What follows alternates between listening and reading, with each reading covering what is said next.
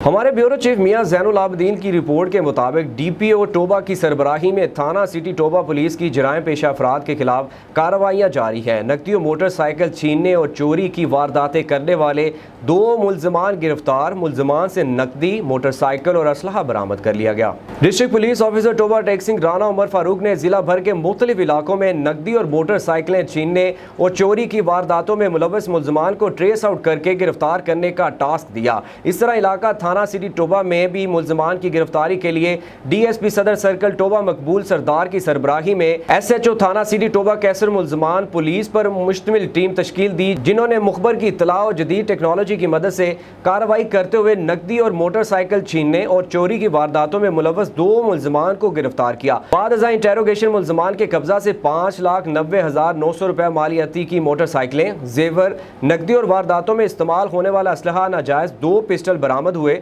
D P او ٹوبہ ٹیکسنگ رانا عمر فاروق نے police team کی شاندار کارکردگی پر نقد انعام اور تعریفی سرٹیفکیٹ دینے کا بھی اعلان کیا۔